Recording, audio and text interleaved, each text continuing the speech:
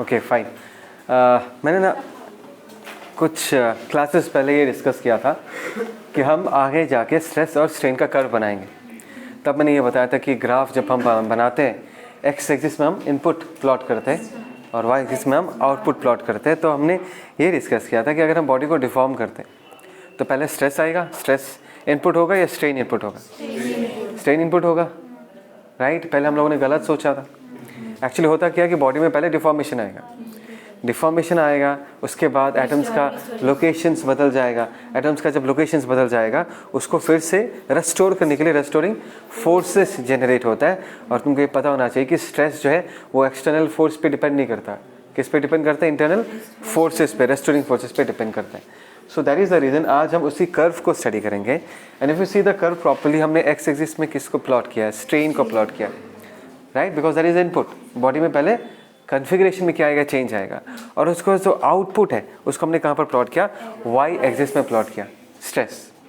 Is that clear? अच्छा, अभी ये जो ग्राफ को प्लॉट किया गया है, वी नीड डाटा, राइट। कभी भी ग्राफ प्लॉट करने के लिए कि एक्स के लिए वाई का वैल्यू कितना है, तो हम उसको प्लॉट करके फिर ग्राफ ड्रॉ करते हैं, राइट। तो ये सिचुएशन जो है ये आगे जाके तुम जब अगर सिविल पढ़ोगे वहाँ पर हम करेंगे ये कि एक मशीन होता है, ऐसा मशीन होता है, इसके बीच में हम ऐसा रॉड लगा के रखते हैं, ठीक है ना। और मशीन ये क्या करते हैं? इस रॉड को खींचते रहते हैं। Is that clear? ये मशीन क्या करता है? रॉड को दोनों तरफ से स्ट्रेच करता है। Is that clear? तो इस रॉड के लेंथ में कितना चेंज आ रहा है वो रिकॉर्डिंग दे देगा वो, राइट। और स्ट्रेस कितना डेवलप हो रहा है, बिकॉज यहाँ पर external force will be equal to stress, right. Because rod जो वो क्या है? इक्विलिब्रियम में है। रॉड तो मूव नहीं कर रहा है, एक्सटेंड हो रहा है वो अलग बात है, बट सेंटर ऑफ मास तो मूव नहीं कर रहा ना। दोनों तरफ से फोर्स क्या लग रहा है? सेम। तो ऐसे सिनेरियो में एक्सटर्नल फोर्स का जितना वैल्यू होगा, इंटरनल रेस्टोरिंग फोर्स का भी मैग्नीट्यूड उतना ही होगा। समझ में आया? तो स्ट्रेस का वैल्यू भी हमको दे देगा और स्ट्रेन का वैल्यू भी दे देगा। या तुम अगर बेसिकली एकदम आराम से समझना चाहते हो तो एक स्प्रिंग भी इमेजिन कर सकते हो और उसको हम F4 से खींच रहे, राइट। F का वैल्यू हम चेंज करते रहेंगे, बिकॉज यहाँ पर स्प्रिंग के अंदर जो यहाँ पर रेस्टोरिंग फोर्स होगा Fr और F, दोनों का वैल्यू क्या होगा? सेम होगा, बिकॉज स्प्रिंग मूव नहीं कर रहा। पूरा सिस्टम हमेशा क्या होगा? इक्विलिब्रियम में होगा। अगर इक्विलिब्रियम में है तो applied force and restoring force दोनों का मैग्नीट्यूड क्या होगा? सेम। Is that clear? तो ध्यान देना कि मैं अगर स्प्रिंग को डिफॉर्म करना चाहूँगा, पकड़ूंगा, पकड़ के क्या करूँगा? I will start pulling the spring, right? If I start pulling the spring, what will happen to the length of the spring? The length of the spring is going to increase. Del L बनना चालू होगा। क्या बनना चालू होगा? Del L, change in length, right? Del L by L is the strain. तो उसका coordinates हमको पता चलना चालू होगा और अकॉर्डिंगली फोर्स बाय एरिया करेंगे तो हमको क्या पता चल जाएगा? स्ट्रेस पता चल जाएगा। उसका भी हमको स्ट्रेन के करस्पॉन्डिंग कितना स्ट्रेस है उसका वैल्यू भी हमको पता चलता जाएगा। हमने पूरा एक्सपेरिमेंट को कंप्लीट किया, सारा कोऑर्डिनेट्स प्लॉट किया और कुछ टेंटेटिव ऐसा ग्राफ पाया गया। ठीक है, this is a representation, right. अलग अलग मटेरियल का कर्व दिखने में थोड़ा अलग अलग होगा, बट ओवरऑल कुछ दिखने में ऐसा ही होता है। Is that clear? पक्का समझ में आया? तो देखा क्या क्या? देखो, देखा ये क्या कि इनिशियली ये जो ग्राफ है वो स्ट्रेट लाइन है, लीनियर है। लीनियर का मतलब क्या है? y इक्वल टू mx वाला इक्वेशन, राइट। लीनियर का मतलब क्या? y इक्वल टू mx वाला equation. That means what? y is Ayush, y is what? Proportional to x। तब ना हम लीनियर कहते हैं, x के पावर 1 पे डिपेंड करते हैं। Is that clear? तो यहाँ पर y पे कौन है? स्ट्रेन। x पे कौन है? सॉरी, y पे स्ट्रेस है, x पे कौन है? स्ट्रेन। तो y प्रोपोर्शनल टू x मतलब स्ट्रेस प्रोपोर्शनल टू स्ट्रेन। किसने कहा था? रॉबर्ट हुक ने कहा था कि stress is what? Proportional to strain. तो देखा गया कि इनिशियली ग्राफ स्ट्रेट लाइन है, मैंने यहाँ पर लिख कर रखा है कि स्ट्रेस जो है that is what? Proportional to strain. और इसी रीजन में हुक्स लॉ वैलिड है। याद है मैंने जब हुक्स लॉ पढ़ाया था, मैंने बोला था this law is valid only for very small deformations. मैंने कहा था कि अगर स्प्रिंग को बहुत ज़्यादा खींच दोगे ना तो स्प्रिंग तार में कन्वर्ट हो जाएगा। तो बहुत ही छोटे डिफॉर्मेशंस के लिए stress and strain they are directly proportional to each other. तो मैंने वही लिख कर रखा है, Hooke's law is valid in that region. Is that clear? Okay, तो ए तक लीनियर होता है। ध्यान से देखना, ए टू बी ग्राफ दिख रहा है, कुछ ऐसा कर्व हो जाता है, थोड़ा सा ऐसा बेंड हो जाता है। तो अगर ऐसा थोड़ा सा ऐसा बेंड हो जाएगा, मतलब नीचे नहीं आता एक्चुअली,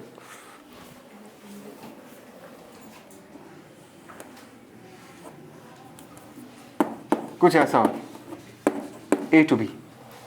हाँ, तो अभी इस रीजन को देखो, ए टू बी वाले रीजन को, ये तो लीनियरली प्रोपोर्शनल नहीं है, it's not a straight line, थोड़ा कर्व के फॉर्म में है। तो यहाँ पर हमने ये लिख कर रखा, stress not proportional to strain. Is that clear? Okay, ये जो बी है इसको हम यील्ड पॉइंट कहते हैं और इलास्टिक लिमिट कहते हैं। बी को हम क्या बोलते हैं? यील्ड पॉइंट और इलास्टिक लिमिट। इलास्टिक लिमिट का डेफिनेशन मैंने बताया था। Elastic limit represents the maximum deformity,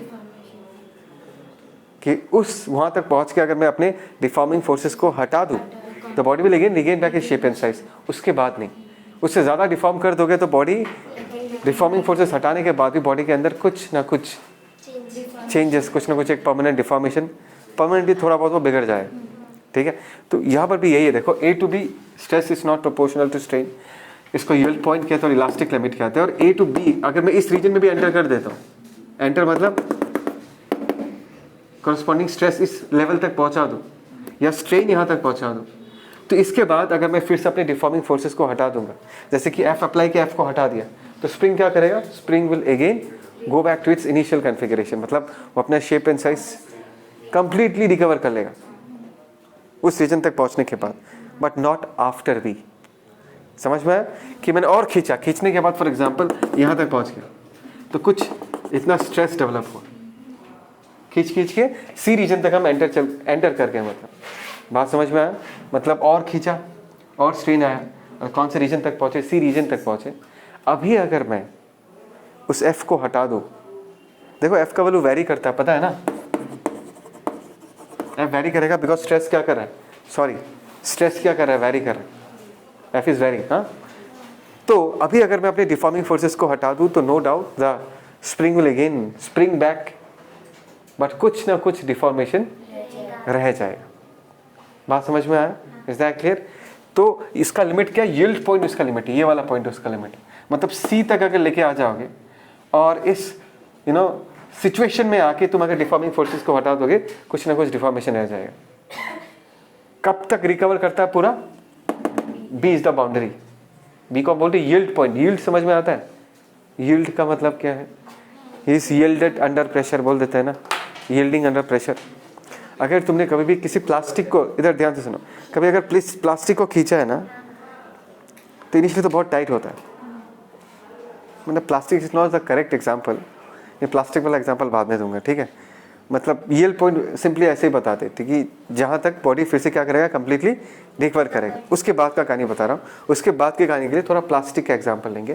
तो ये वाले रीजन का बात कर रहा हूँ मैं, बी तक तो बता चुका हूँ, हम सी रीजन में एंटर कर चुके हैं और भी हमने फोर्स को बढ़ा दिया, तो हम इस रीजन के बारे में बात करेंगे। Is that clear? और अगर इस रीजन को ध्यान से देखोगे तो तुमको क्या दिखेगा कि स्ट्रेन धड़ाधड़ इंक्रीज हो रहा है, बट स्ट्रेस थोड़ा ही इंक्रीज हुआ। मतलब हमने ये फोर्स थोड़ा ही बढ़ाया, लेकिन ये स्प्रिंग बहुत ज़्यादा लंबा हो गया। रिलेट करो दोनों चीज़ों को। देखो x coordinate is strain, right? तो इस रीजन को अगर देखोगे स्ट्रेन बहुत बढ़ जाता है, लेकिन वाई कोऑर्डिनेट में उतना चेंज नहीं आता। मतलब इसको अगर तुम फिजिकली इंटरप्रेट करना चाहोगे, इसका मतलब क्या है? तुमने एफ का वैल्यू थोड़ा ही बढ़ाया है और स्प्रिंग क्या हो गया? खींच के बहुत लंबा हो गया। इसको हम बोलते हैं प्लास्टिसिटी, प्लास्टिक रीजन बोलते हैं इसको। क्या बोलते हैं? प्लास्टिक रीजन बोलते हैं।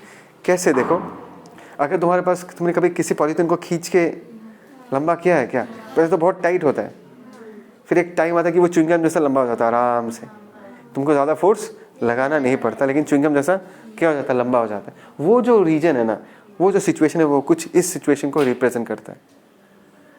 नहीं आया समझ में?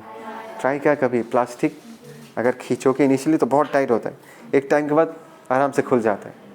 आराम से खुल जाता है मतलब तुमको कम फोर्स लगाना पड़ रहा है, लेकिन प्लास्टिक का लेंथ फटाफट इंक्रीज हो रहा है। समझ में आया?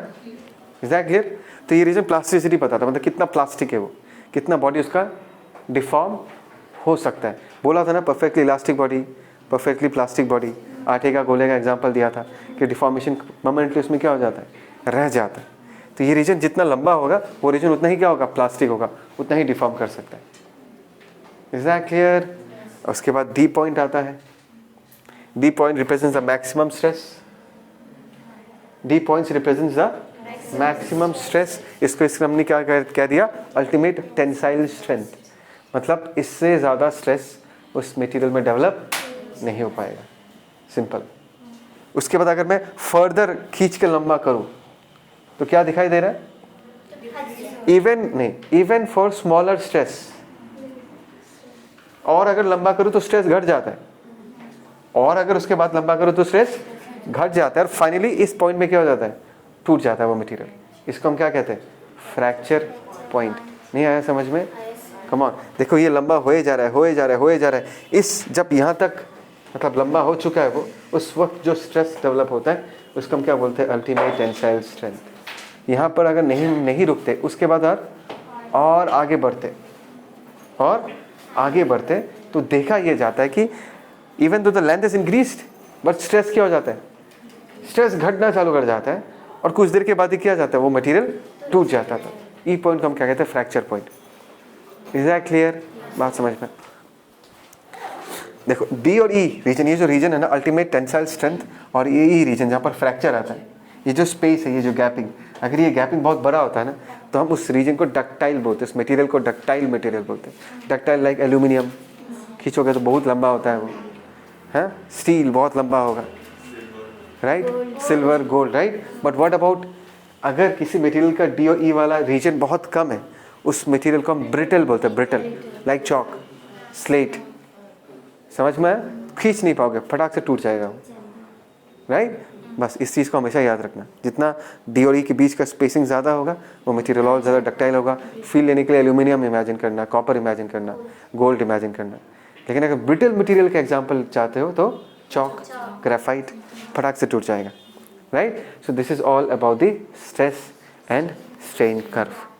सिंपल सा याद रखना, इस कर्व के ऊपर क्वेश्चंस पूछा जाता है। ऐसे तुमको दो ग्राफ बना कर दे देगा, एक में डी और ई का स्पेसिंग कम होगा, एक में डी और ई का स्पेसिंग ज़्यादा होगा, और पूछ देगा कि बताओ कौन सा मटेरियल ज़्यादा डक्टाइल है और कौन सा मटेरियल ज़्यादा ब्रिटल है। तो तुमको ये स्पेसिंग देख के बताना है।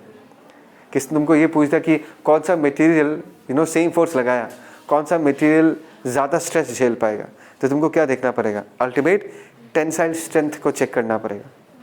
क्या चेक करना पड़ेगा? अल्टीमेट टेंसाइल स्ट्रेंथ, बिकॉज ये तुमको क्या बताएगा कि ये मटेरियल कितना स्ट्रेस झेल पाता है। जिसका ये वाला हाइट ज़्यादा होगा वो ज़्यादा स्ट्रेस झेल पाएगा, वो स्ट्रॉन्गर मटेरियल होगा, that will be A stronger material. Is that clear? पक्का हो गया? बस एक छोटा सा कंसेप्ट है, ये डिस्कस कर लेते हैं। स्प्रिंग को खींचते हैं तो उसके अंदर इलास्टिक पोटेंशियल एनर्जी डेवलप होता ही नहीं होता। तो सिमिलरली उसी तरीके से हमने अब तक यही डिस्कस किया ना कि रॉड का जो बिहेवियर है वो स्प्रिंग जैसा ही है। तो अगर स्प्रिंग को खींचने से स्प्रिंग के अंदर एक पोटेंशियल एनर्जी डेवलप होता है, तो अगर हमारे पास एक रॉड है उसको खींचेंगे, उसके लेंथ में कितना चेंज आएगा? Del L amount of change आएगा। तो उसके अंदर भी there will be the development of potential energy, right. उसको हम क्या बोलते हैं? डिफॉर्मेशन पोटेंशियल एनर्जी या इलास्टिक पोटेंशियल एनर्जी बोल सकते हैं, राइट। तो हमको ऑलरेडी एक स्प्रिंग के अंदर कितना पोटेंशियल एनर्जी है उसका एक्सप्रेशन पता है, and that is equal to what? Half k x square. तो इसका भी जो एनर्जी होगा इसी फॉर्म में होगा, बिकॉज के का रिप्लेसमेंट हमको पता है, एक्स का भी रिप्लेसमेंट हमको पता है, राइट। तो अगर ये रॉड है, इसका एरिया ए है, इसका लेंथ एल है, इसका यंग्स मॉडुलस वाई है, तो इसी एक्सप्रेशन को हम चेंज कर सकते हैं। हाफ के जगह हम लोग क्या लिख सकते हैं? A y by n. X square की जगह हम लोग क्या लिख सकते हैं? Del l the whole square. तो ऐसे करके तुम टोटल इलास्टिक पोटेंशियल एनर्जी लिख सकते हो। अभी ना हम इसको थोड़ा सा सजा के भी लिख सकते हैं, ध्यान से देखना, ठीक है ना। U is equal to half stress into strain into volume भी लिख सकते हैं। ट्राई करो तो आएगा या नहीं? करो, खुद ट्राई करके देखो एक बार। पॉज करना है, ठीक है। तो हमने कहा था कि हम इस एनर्जी को half stress into strain into volume के फॉर्म में भी लिख सकते हैं, राइट। कैसे? एक बार इसको सॉल्व करके देखते हैं कि हमको ये फिर से मिलता है या नहीं मिलता, ठीक है। स्ट्रेस को हम क्या लिख सकते हैं? वाई इंटू स्ट्रेन, ऑलरेडी पहले से एक स्ट्रेन है, into volume. Y into strain, strain को हम क्या लिख सकते हैं? Del L by L. Strain into strain, strain square होगा, तो del L square L square लिख दिया हमने। वॉल्यूम कितना हो गया? Into L, is that clear?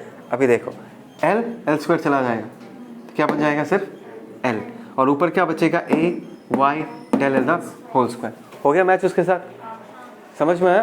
तो हम ये फॉर्मूला, ये एक्सप्रेशन भी हम यूज़ कर सकते हैं, याद रख सकते हैं। कभी कभी इसका बहुत यूज़ आ जाता है, half stress into strain into volume. Is that clear? Now if I talk about energy per unit volume, right, that is what energy density. ध्यान से देखना, that is Q divided by what volume. इसको हम क्या कहेंगे? Energy density, that is equal to what half stress into strain. तो ये जो दो एक्सप्रेशंस है इसको याद रखना, ठीक है?